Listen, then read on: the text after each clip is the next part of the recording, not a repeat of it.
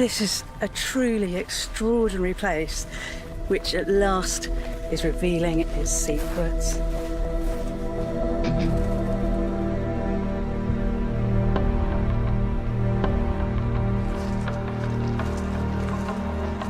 A place of legend and wonder.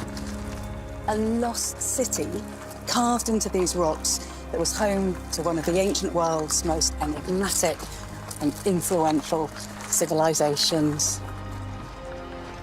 A nomadic tribe called the Nabateans, who burst out of the deserts of Arabia, built a vast trading empire spanning continents, and then seemingly disappeared from the history books.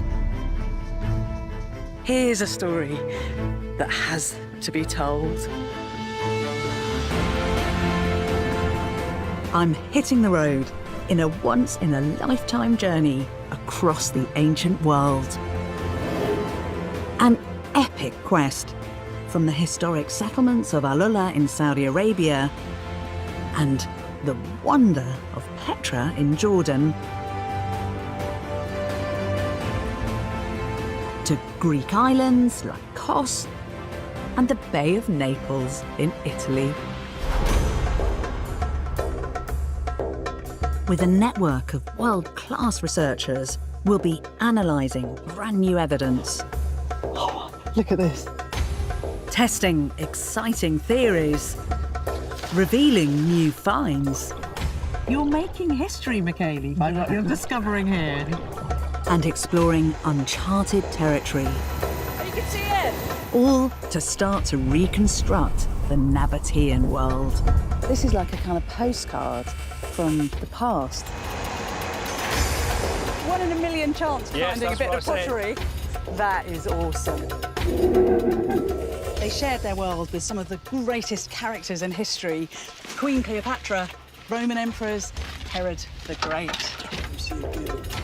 We'll learn from people whose heritage reaches back through the centuries to this pivotal age.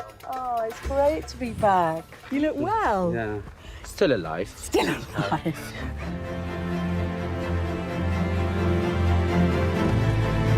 I'm going to rediscover this overlooked culture, reveal how it still shapes our world, and try to solve the riddle of their mysterious fate.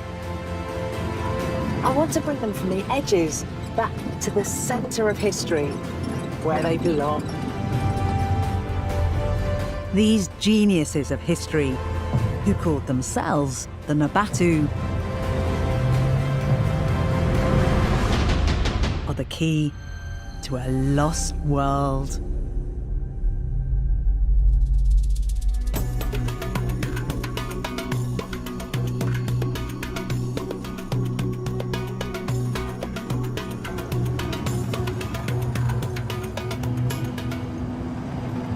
Okay, so first I'm on a journey to try to uncover the origins of their story and to ask a really fundamental question.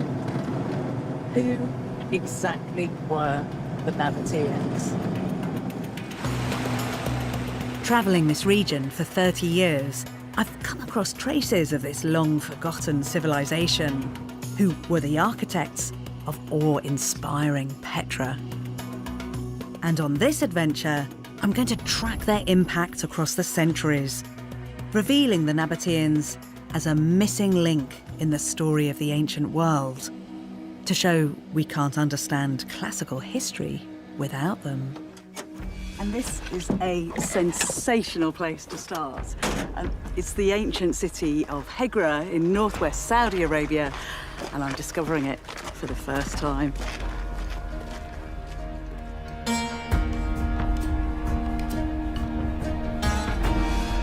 I'm starting my investigation here because Hegra is only now being fully explored.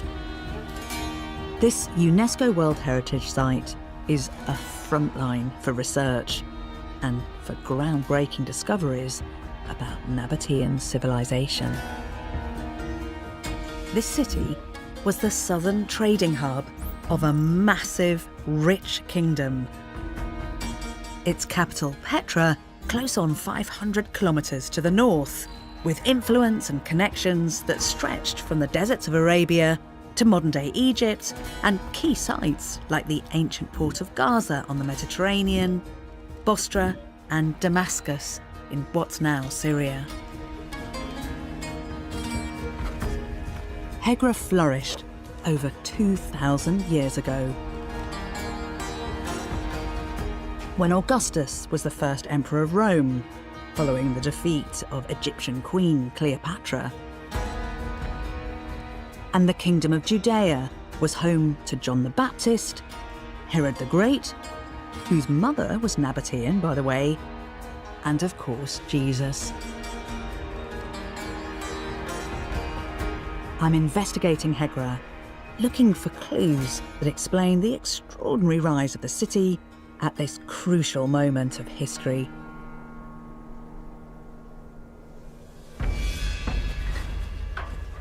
And I've been given permission to access somewhere very special. I'm heading to a unique vantage point that will give me rare perspective on this archaeological jewel. I'm researching here, so I've got special access to go up to the top. Yeah, go ahead.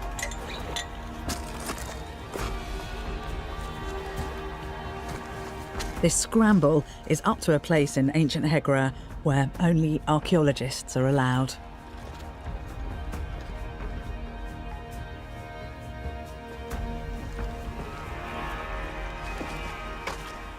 I need to be really careful up here. It's a sensitive site.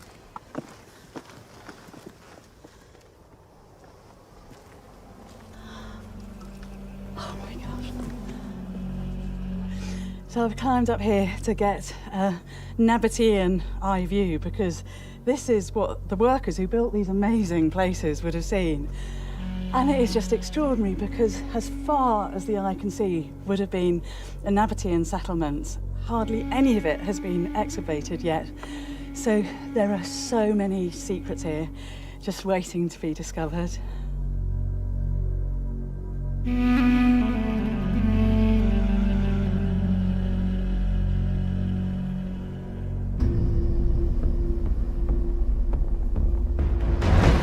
Hegra's a hive of activity because it's rare to access this range of brand new archaeology. My tech team gets to work scanning and recording, joining teams from around the world. Like conservation specialists Estia, racing to preserve the tombs. This is actually pretty incredible. Archaeologists hunting for lost artifacts. I mean, this looks like that might be decoration or something on it, is it? I mean, this has a good chance of being able to be dateable. Yeah. To a ground-penetrating radar project exploring what lies under our feet. If we look around, this just looks like desert landscape, but Yeah. there's an entire city under here. Yeah. All determined to uncover the secrets of Hegra. We can literally peel back the layers of time to see what was there before. Those are walls. Now, imagine that kind of imagery spread throughout the entire city. A team, headed by Jan Fonke and Katja Schürler, have discovered evidence of a packed urban network. This is, Pompeii of the Nabateans, right? And it's all there for us to discover. Data from the radar and 3D scans is collated by our graphic designers, building a new three-dimensional model of the site, so we can start to reconstruct the heart of the city that lies buried under centuries of desert sand. And now, for the first time in 2,000 years, the evidence is coming together and we can start to see what this city actually looked like. Using the latest 3D scanning and visual effects, we're going to reconstruct Hegra. In the 1st century CE, it was the second biggest city in the Nabatean kingdom after Petra, a busy, densely populated, walled settlement. I want to find out how it grew and thrived in the desert, powered by the Nabateans' unique attitude to life. Whenever the Nabateans want to do something very important. Leila Neme directed excavations at Hegra and is one of the world's leading authorities on the Nabateans. I'm keen to show her the model and get her take on exactly what we're discovering. So I'd love it if you can help me, because I find it a bit hard to get my head around the layouts of the cities. The city itself, that one had to be protected. And so in order to protect it, they just built a city wall, a rampart. And the whole rampart of the city wall was about 3 kilometers long. And around it, there were about 80 bastions. Like sort of watchtowers? Yeah, watchtowers, or just places where, for instance, if there was an attack, they would just put some archers on sort of platform, and so the city was protected. How are they getting their water? They would be able to get access to a water table below the ground, which was very, very high. So if they dug a few meters, they would find water. At the beginning of our work, we identified 132 wells. Well, that's a lot. It's a lot, and that says a lot about engineering. They can keep living here, that they've got their secure in their water supply. So how many people do you think are living in there? Well, that's a question I'm always asked. I would say a few thousand, because the urbanism is quite dense, and the whole thing is about 53 hectares. So that's already quite a large city. Yeah, I mean, that's one of the things that's so exciting about this place and this study, is that there is so much more to discover. You know, all these little bits of the jigsaw puzzle of evidence is slowly coming into a full picture. And this wasn't just a city of the living, it was a city of the dead. Hegra's most striking survivors are over 100 monumental tombs, many once richly decorated. The city is in the middle, and all the tombs are built or cut in the sandstone outcrops around the city. And is the visibility important? The notables, those who had these beautiful tombs built, they wanted everyone to know that they were rich enough to have a tomb as large, as decorated, as magnificent as possible. And so the largest tombs, the nicest ones, they are the most visible. And I mean, it is just extraordinary being in the site and seeing the level of preservation on those tombs. Some of them look like they were made yesterday. It is true, and one can even see very precisely the traces left by the tools which the stone cutters used to cut the tombs. And just with those details, they start to live again. Most of Hegra's tombs were looted in antiquity. But one day, Leila's team found a tantalising clue poking out of a giant sand dune. The top of a carved doorway. Inside the lost tomb were touching human remains, the first ever found here.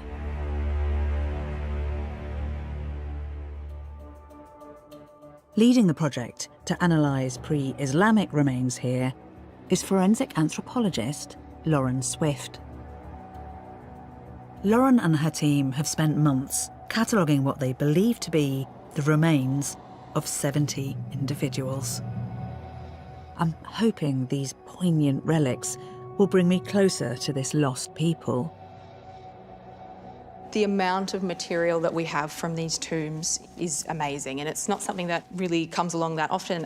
We're hopeful that we can get some aDNA, so ancient DNA, so then we can say, were the people in these tombs related, and how were they related? Are they men or women?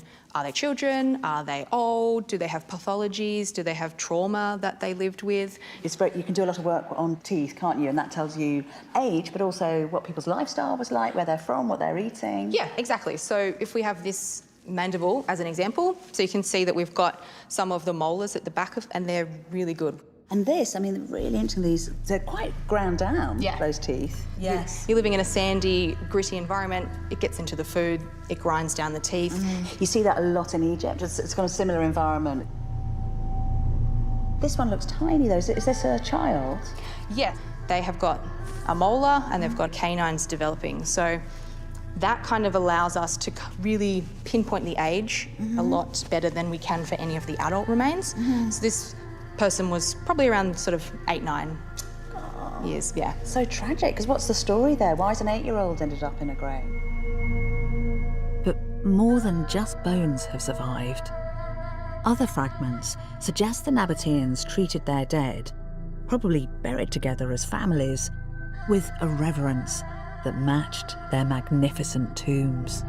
This particular one has a lot of organic tissue, as you can see, stuck to it. And then we have some of what, a shroud or some fabric that they were wrapped in that you can see. Because we hear that they're wrapped in layer after layer, and sometimes they have dates, like necklaces of dates left with them, don't they? But look at that, that's incredible. Yeah. That level of preservation is astonishing. I know this is a really obvious thing to say, but these are all individuals with individual lives and hopes and fears and passions and problems, that they had to deal with. I think the least that we can do is to figure out who they were and give back that story. The evidence has reminded me that this once forgotten kingdom was the product of the decisions, ambitions and dreams of real people. And that this journey is ultimately a quest to really appreciate them. There's another place in Hegra I've been told I just have to check out if I want to understand what made the Nabateans tick. I just love this place. It's right up in the northeastern corner of the settlement, and it's slightly out of the way, but it feels as though it has a kind of special atmosphere.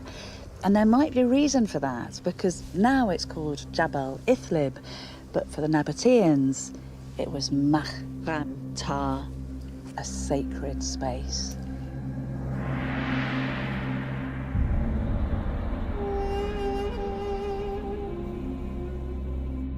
Jabal Ithlib is a natural amphitheatre of towering rock formations outside the city walls.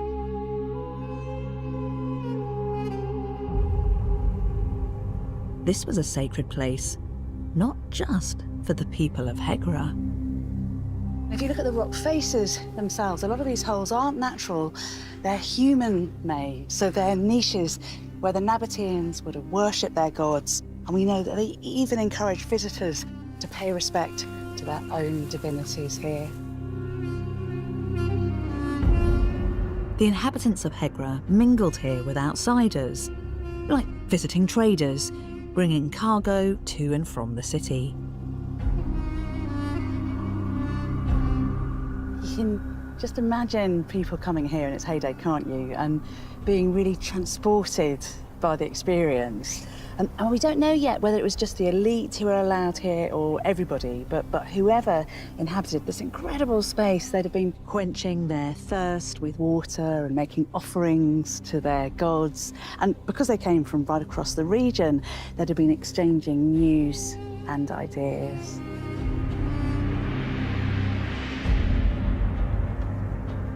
The sanctuary of Jabal Ithlib is connected to the rest of the city by this spectacular narrow canyon.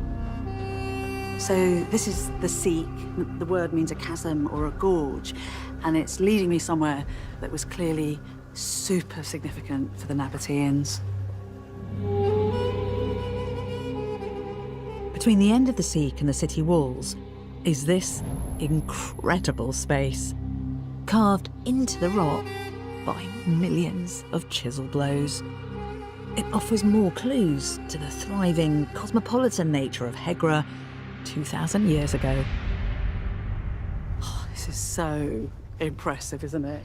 So this is a place that is now known as the Diwan, which means a kind of meeting place or an assembly. But in the ancient world, places like this were called triclinia, which is actually a Latin word with Greek origins that meant a three-sided banqueting hall. So the Nabateans, we know, would have come here and had these very formal banquets that almost had a kind of ritual tinge to them.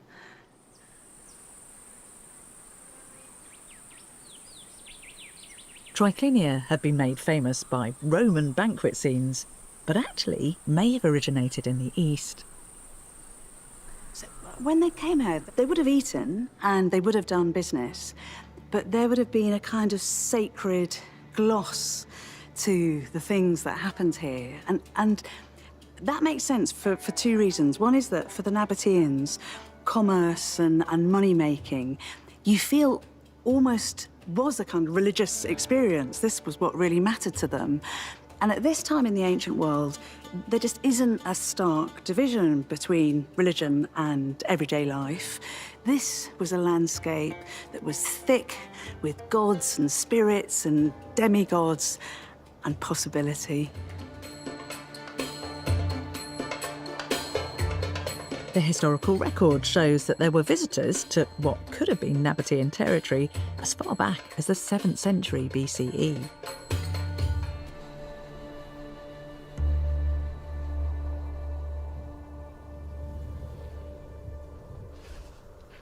This is from the Assyrian king Ashurbanipal, and the Assyrian kingdom was centred on Iraq at the time. It's sort of Iraq and Syria and Kuwait and Iran.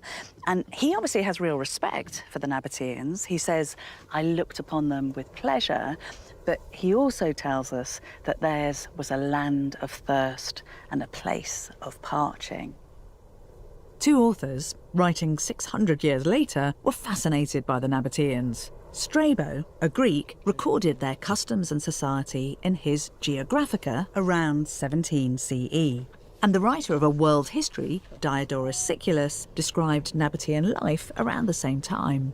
He says that, like other Arabian tribes, they lived in the desert, but they far surpassed the others in their wealth. There is clearly just something special going on with the Nabateans, so you have to wonder, what is the secret of their success?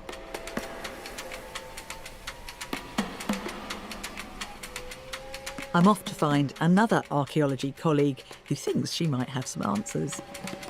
It's someone who's as passionate about exploring ancient cultures. I am, and she's an old friend. It's Hassa. How are you? Oh, so well, so lovely to see you. Really good.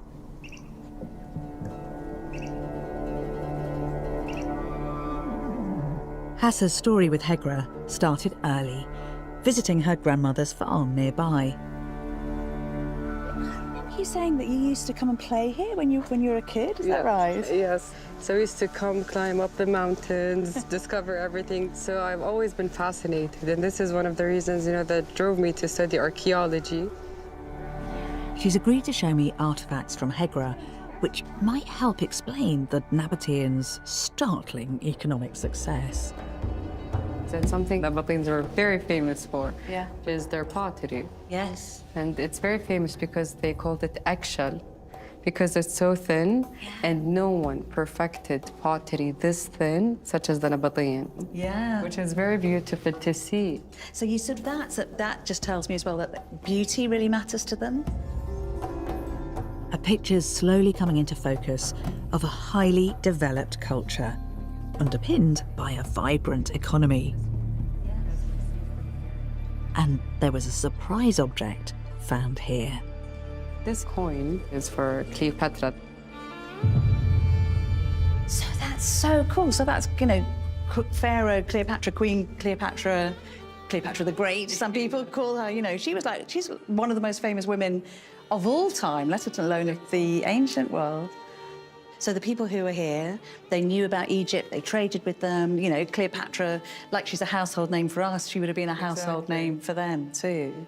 Exactly, and this shows you, how people were really connected. We always assume before people were not connected because there's no planes, there's no cars. It would take you maybe months to reach Egypt or less, but they were connected and they knew about each other. Yeah. And they traded with each other.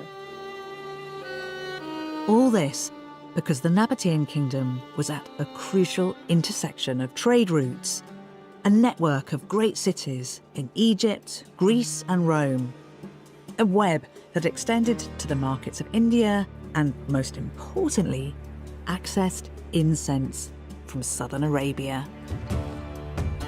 Of course, we've all heard of the three wise men bringing the baby Jesus gold, frankincense and myrrh. But incense was also really important to ancient Egyptians.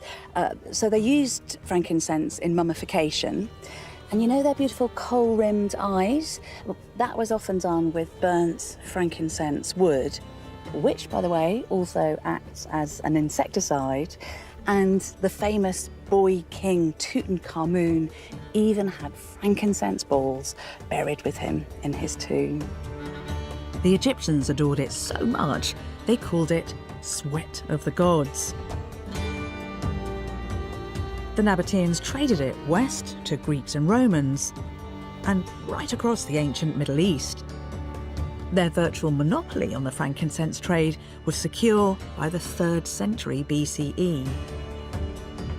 It even reached as far away as the Han Dynasty in China. But they didn't only dominate the frankincense trade. They also grew rich as the kings of a trade of an even rarer commodity, the petrochemical of antiquity, thing called bitumen. The Greek historian Diodorus tells us a story of the epic battle for control of bitumen supplies, a conflict that played a pivotal role in the rise of the Nabateans. It takes place 300 years earlier, around 312 BCE. Bitumen occurs naturally, bubbling up out of earth and water in particularly huge quantities in the Dead Sea. Back in the 4th century BCE, when the Nabatean kingdom was just starting out, the Dead Sea fell inside their borders, giving them control of a product that everyone wanted. Bitumen is incredibly useful. It can be used for lighting, for fuel, as a building material, and crucially for the waterproofing of cisterns and drains and the hulls of boats. So by having monopoly of this trade, the Nabateans were becoming spectacularly rich. But if there's one thing that history teaches you, it's that jewels often attract thieves. In this case, Alexander the Great, and on his death, those who followed him. A Greek Macedonian general, one of the successors to Alexander the Great's empire, sent a crack squad from Syria to seize the bitumen supply of the Dead Sea. We're told that the Nabateans responded by mounting on reed rafts and raining arrows down on their enemy. It was a battle that became legendary and is possibly the world's first petrochemical conflict. The defeat of the armies of Greece in 312 BCE meant that the Nabateans were here to stay, and they used their wealth to found a civilization that would flourish for the next 400 years. My quest to find the origins of the Nabateans has brought me to a place called Daraj in Alula, northwest Saudi Arabia. Because so many of the traces of the past here are hidden or really difficult to access, archaeologists have been taken to the skies to try to map what's going on, and I've got a chance to join them.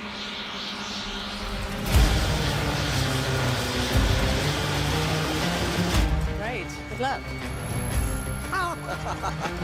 Archaeologist Wissam Khalil is on an aerial survey to investigate the region. Wissam and his colleagues have found clues that help piece together the story of the Nabatean kingdom's expansion. Daraj is a mysterious rock formation about 20 kilometres from the city of Hegra, and these days, completely inaccessible. Well, this is the place. This is Daraj. We're on top of it. The cliff, over 900 feet high, is pockmarked with thousands of steps. The name Daraj, some say, means mother of the stairs. So there are some stairs, but some of it's like a sheer rock face. This is amazing. Amazing. Archaeologists believe that the steps once led to an ancient place of ritual. You're so close to the sky and the sun and up in the mountains. It's got to be something to do with kind of worshipping or appreciating the gods of the landscape up here. This entry was a site of worship for a civilization that predates the Nabateans here, a people called the Dadanites. Are they leaving anything up here as kind of offering? Yes, exactly. Those offerings, we're talking about thousands of fragments of offerings that were found here and hundreds of statues. It's so cool up here.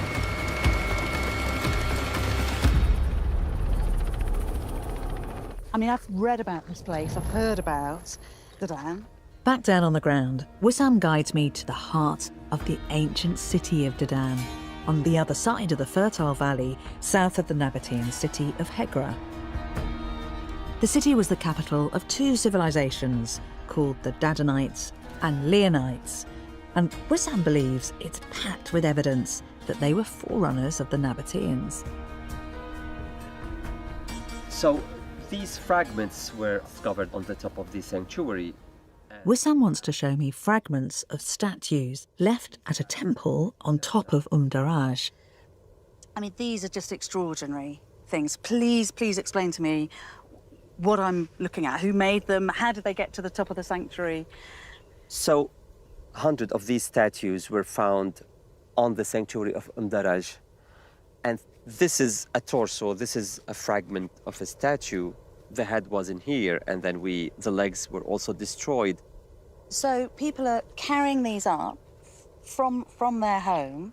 It's such an effort to get up there that it must really have meant something significant to the women and men of the dam.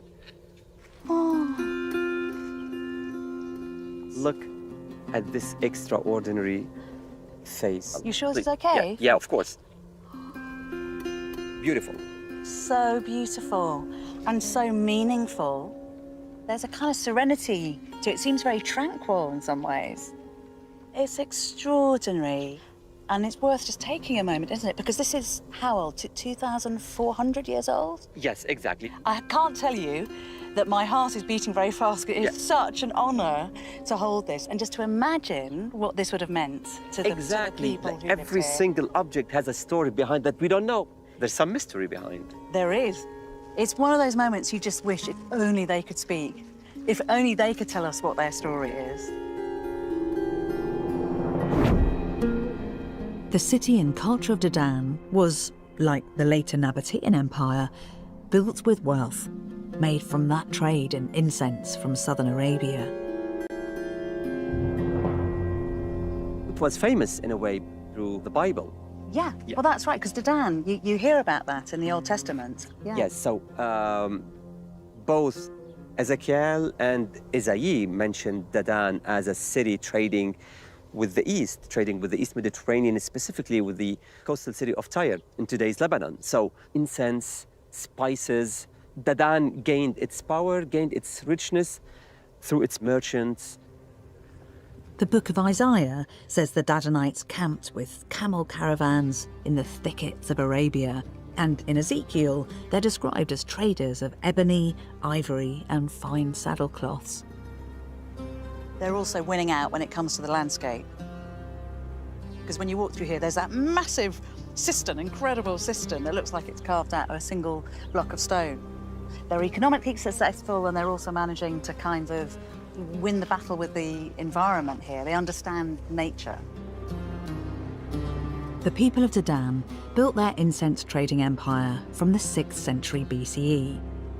And then, in the 1st century, new adventurers arrived, hungry for a piece of the action and ready to build their own trading centre at nearby Hegra. The Nabateans. Do you think the Dadanites and Dedan inspired the Nabateans? Yes, so both are North Arabian kingdoms. Both spoke similar languages, and both shared knowledge about the desert, about the trade, about nature. By the end of the 1st century BCE, the Nabateans had taken over trade routes and the regional economy from the Dadanites. I mean, it's such an important lesson, that, isn't it? That the thread of history never snaps, that it's always one culture passing the baton on to the next. But at the same time, it feels to me as though the Nabateans are doing things a little differently, acting in a way that was quietly radical. the Nabateans aren't carving out an empire in the same way as the other superpowers of the day. So the Greeks, the Romans, the Egyptians, the Persians, they're not building masses of huge cities. They're not enslaving entire populations. For them, what matters are roads and routes and communications.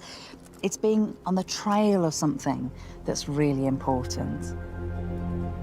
In the next leg of my journey, I'm going to head out into the desert, experiencing life on the trade routes where the Nabateans built their success. I'm preparing for a journey south of Hegra, searching for the truth of the Nabateans' origins. I was given a tip-off it was worth coming here. And apart from this being the most enormous mountain, I think I can see something incredible up there. Hang on. This place is now called Wadi al-Nam, and I've asked Badr and Ellie from my team to send up their drones to investigate what looks like ancient art high on the rock face. That's great. Can you get a bit closer to the rock? Is that right? Tiny bit higher, maybe. Yeah, a bit higher.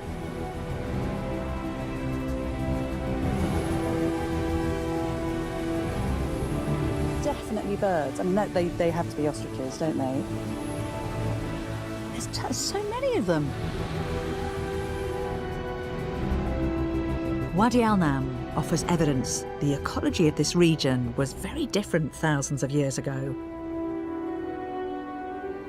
So this is like a kind of postcard from the past.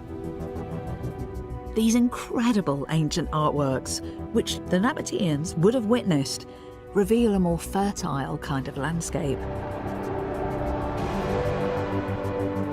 You've got those huge herds of ostriches, giant oxen, giant cows, and we know that there were leopards here. I mean, this would have been a landscape just teeming with wildlife. It's spectacular, Ellie. I've never seen rock art like this. This is incredible. The carvings at Wadi al-Nam suggest to me that the people who carved them must have had a productive relationship with the natural world.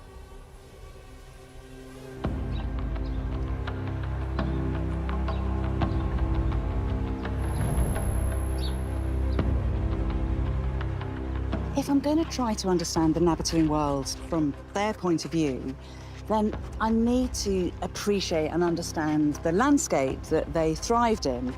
So I'm leaving Hegra, I'm going to head out to the desert, and I'm planning to experience it and stay there.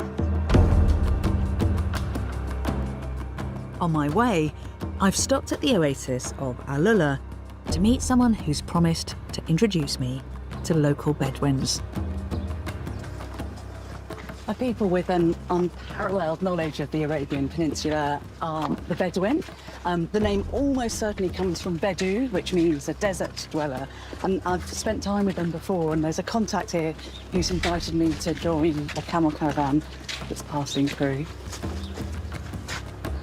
Hello, Ahmed. Hello. Welcome. Thank you. I'm Bethany. Thank you so much. Hi, Bethany. Hi, how lovely to see you. Good to see you. Welcome in Al-Ula. Thank you.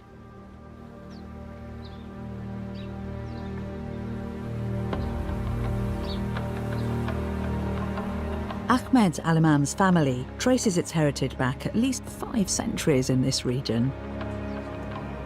My mother actually grew somewhere there, not far from here, the third garden from here. Oh, you can just see her house. Yeah, of course. Beautiful. Oh, so the history's alive here. Yeah, the tribes are the same. We change the civilization name, but still the people are here. Yeah, amazing. The people have stayed and the memories have stayed. Yeah, true.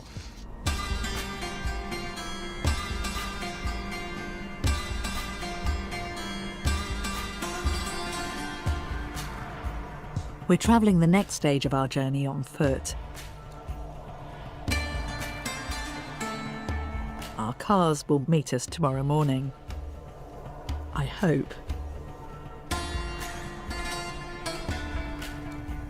Ahmed knows the perfect contact to act as our guide.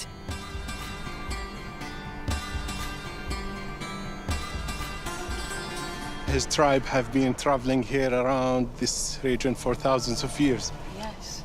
And look at that site. So this is a site that has also been happening here for thousands of years. Yeah. I've always been impressed by Bedouin culture, their incredible ability to survive in the desert with the help of their prized camels. This is Khalaf al-Anizi. He's from the Aniza tribe who have been here for thousands of years. Very good. Thank you, Salam. Lovely to meet you. I'm Bethany. Where are you from? London. MashaAllah. Oh, mashallah, mashallah. You have the most beautiful camels.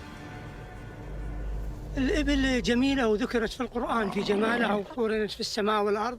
صارت هي تراث آباء ولن نتركه ولن ننساه. He said, anytime you come to Saudi Arabia, he will give you one camel just to travel anywhere you want. Shukran. Good. Shukran. That's, I mean, I've got to come back. So this is the most quiet camel, not moving. Yeah. Quietish. So, yeah, he trusts this camel. And this is the one I could travel on through Arabia.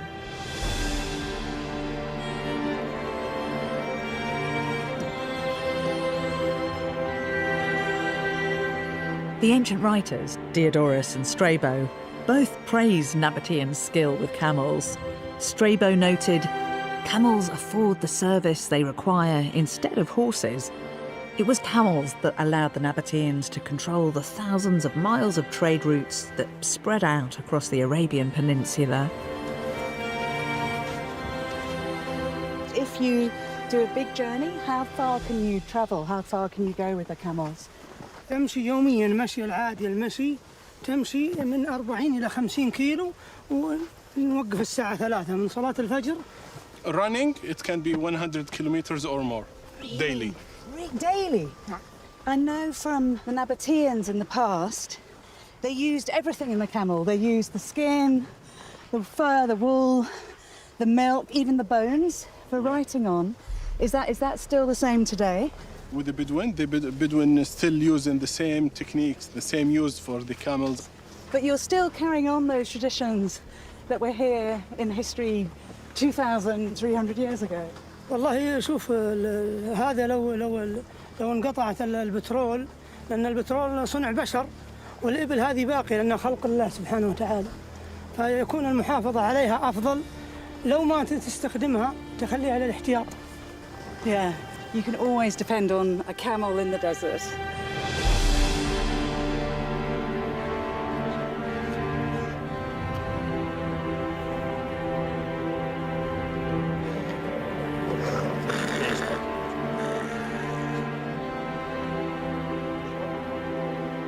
Of course, water supply is a huge issue in the desert. Authors wrote about this for the Nabateans, saying that they lived in a wilderness, claiming it as their native land, which had neither rivers nor abundant springs. But the Nabateans had got it totally sorted, so they would leave secret markers for one another where there was water under the earth, and archaeologists are finding whole systems of wells and cisterns. As night falls, it's time to set up camp. It's cold here at night, so their priority is to get a fire going.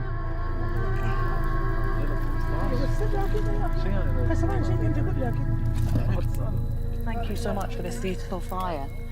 And I've learnt the name now, Nar. Nar, yeah. هذا أقل خدمة نقدمها للضيوف اللي زي المجموعة هذه. Said you are welcome. This is the least thing he can offer for his guests. Oh, thank you. And I can see I'm very pleased to see there's tea in the fire. Good Bedouin tea.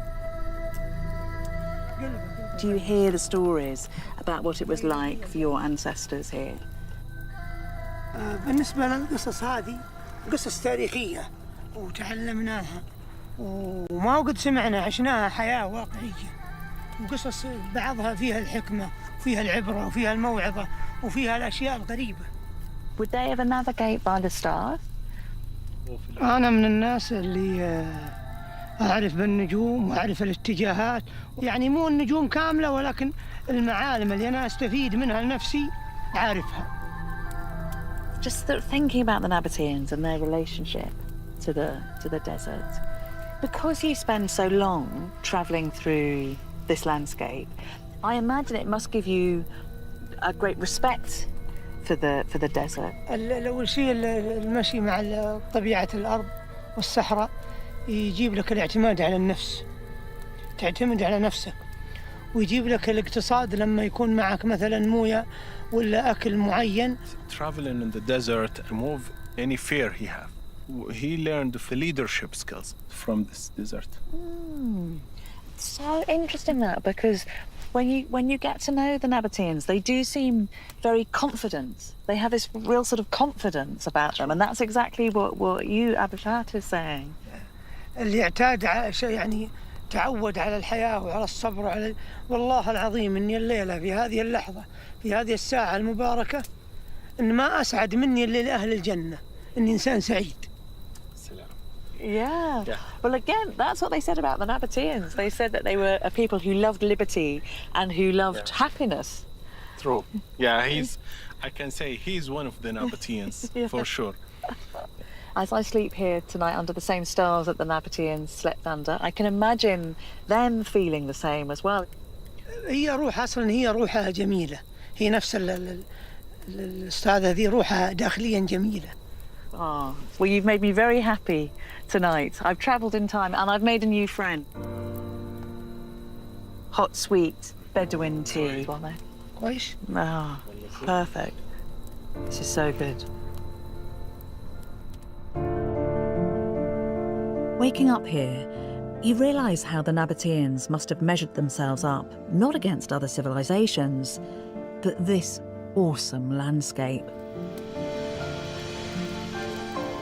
Have a safe trip. I will. Thank you for looking after me. Okay. Bye-bye. So I leave my new friends and take with me a deeper understanding of the Nabateans' relationship with not just the natural world, but also the celestial world of the stars, the sun, and the sky.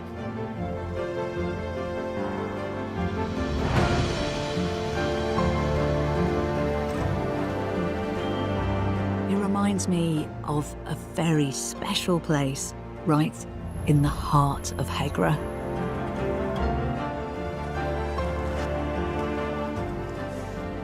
So this is called the Sanctuary, and what happened up here really helps to explain the Nabatean worldview.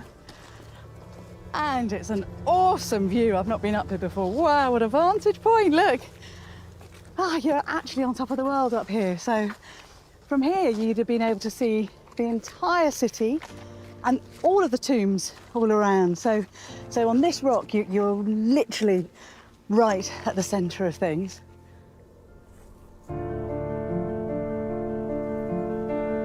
This giant rock, surveying the residential area of the city, was home to the main site of ritual worship for the Nabateans who lived here.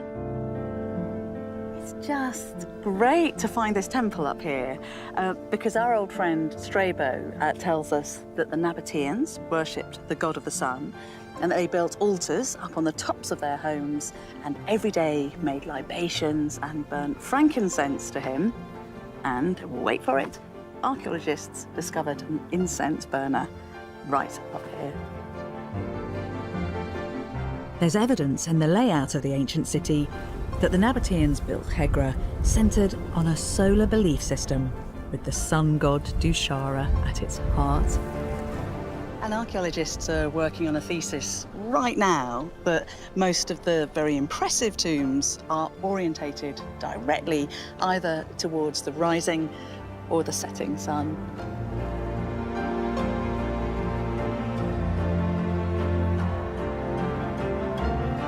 Okay, so I'm standing right in the middle of the temple, and these bases here represent the original columns or pillars.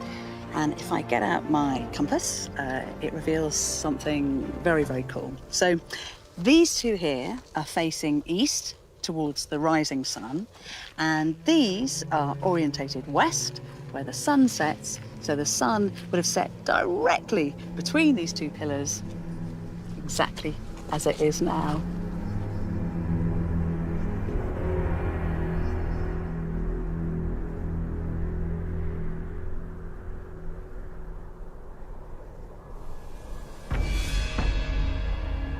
On my journey so far, I've learnt so much about the Nabateans, from the unique, brand new evidence being uncovered here,